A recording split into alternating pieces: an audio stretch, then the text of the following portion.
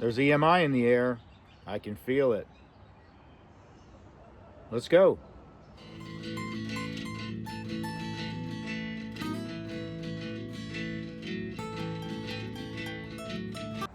Devin here with ground force metal detecting.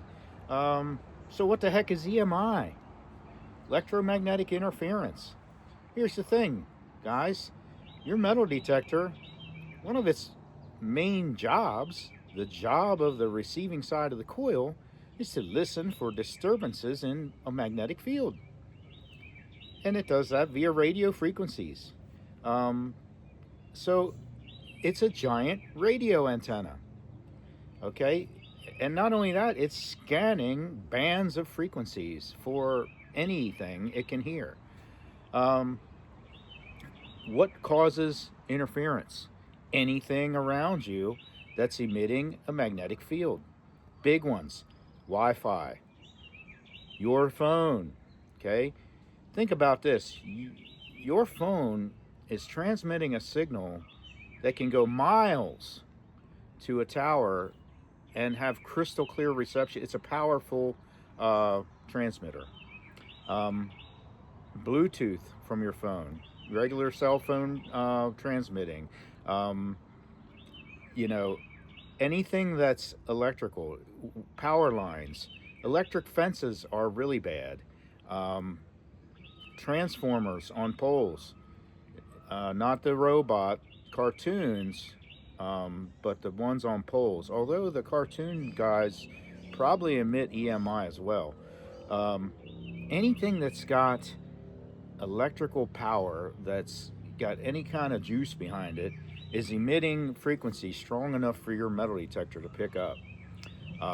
When you pass by a house, um, if you're anywhere near a residence, that those people have Wi-Fi, they have cell phones, they have microwave ovens, they have all kinds of stuff going on. Not to mention radio stations, okay, that are transmitting at super high power.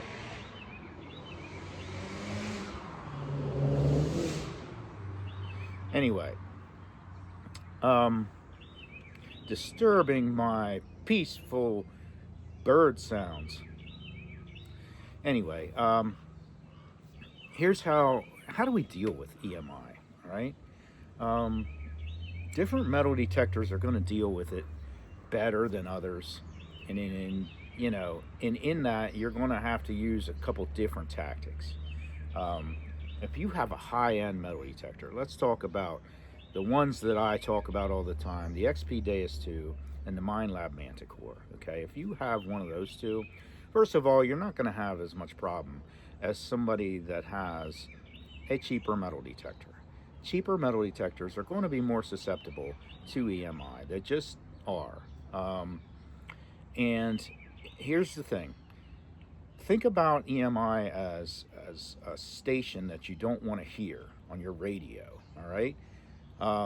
If you're old like me, you used to have to turn a dial on the radio to kind of tune in your station, and what would you do if you got some interference? Okay, would you turn the volume down on the radio? No, you take the tuning knob and you tune out the interference, right? Well, that's the ideal way to deal with EMI, is to tune it out via frequencies. It's coming in at a frequency, you're listening at a frequency. You can either choose to turn down the interference with your sensitivity, but now you're turning down your sensitivity to targets. Or you can choose to tune it out with the frequency. Now, how do you do that? A lot of metal detectors have what is called a noise cancel or a frequency scan, and they are the same thing. A noise cancel, what it does is you can have different ones. Okay, you can have a noise cancel that's just going to bump the frequency band that your metal detector's on and bump it up or down a little bit. It's not going to like bump it to the whole way to the next notch of your choices of frequency. It's just gives it a little tappy tap. All right, and so the Deus 2, they don't the DS2 actually tells you what frequency you're being bumped to.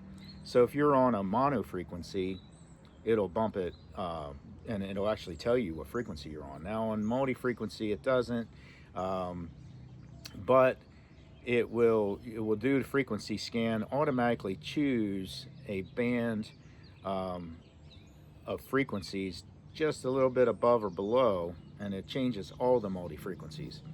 MindLab does the same thing. There's on the Manticore now. Uh, Theirs will scan up and down by a notch of level, and it'll tell you what level of bumping you are using, but not the actual frequency, and that's in Multi IQ. Um, both of those deal pretty well.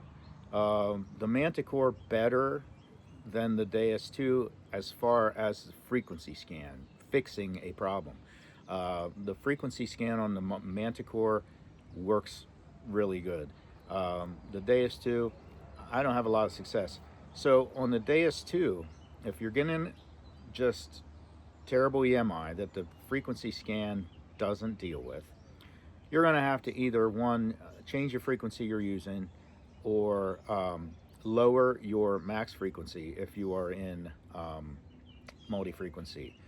So if you say if you're on a DS2 and you're using 40 kilohertz and you're getting too much EMI, bump that max frequency down to 32, give it a try. Bump it down to 24, give it a try. A lot of times that'll clear it up. Now, if that doesn't clear it up, you may have to touch the sensitivity. Things that you got to think about though, don't crank, you know, be a little gentle with your sensitivity. You may want to just deal with a little bit of EMI, and just bump your sensitivity down until it's tolerable. Uh, that's kind of what I do. I don't like to use my sensitivity to deal with it. The other thing is think about your coil size. Big coils, that's like a big antenna, right? Smaller coils, not as bad. Big coil is more susceptible to EMI. Um, your so Audio response, if you have that on your metal detector, if your audio response is too high, it's amplifying weak signals, and you could have some weak EMI that you're amplifying, and you're causing a problem with your audio response. There are others. I made a video specifically on EMI with the XP Deus 2, um, and I had notes down, but guess what? Today I don't have any notes. This is completely unscripted. Um, if you have a lower end metal detector and maybe you don't have a frequency scan, or maybe you have a frequency scan and it didn't work. If you have a reactivity or recovery speed adjustment, raising your recovery speed can help with EMI. Just because lower recovery speed processes weak signals stronger. That's why it goes deeper. It further processes weak signals. So it's going to process that EMI. Remember, every time you get a chirp of EMI, or ground noise for that matter, but every time you get a chirp of EMI, that's your detector processing a target. Okay, so you're using up your processing speed. You're using up your event. You just used an event on your detection for your recovery speed. So it's just like if you passed over a target. Every time you hear that chirp, that's your detector processing what it thinks is a target. Um, so just remember that. Don't go right for your sensitivity. Try some other things first. Now, if you have you have a low end metal detector, sensitivity might be the only setting that you have to deal with it. Everything else either is non-adjustable, or um, you know could they don't even tell you what it's set at some on some detectors. Some of the very simplified detectors are not going to have recovery speed. They'll pretty much all have sensitivity though. So just don't go hog wild bumping it down. Try bumping it a little bit, and deal with a little bit of EMI, or go somewhere else. and try a different location. Try a different. One day that location may have EMI, and next day it doesn't. It doesn't. It's not consistent. Nothing about EMI is very consistent.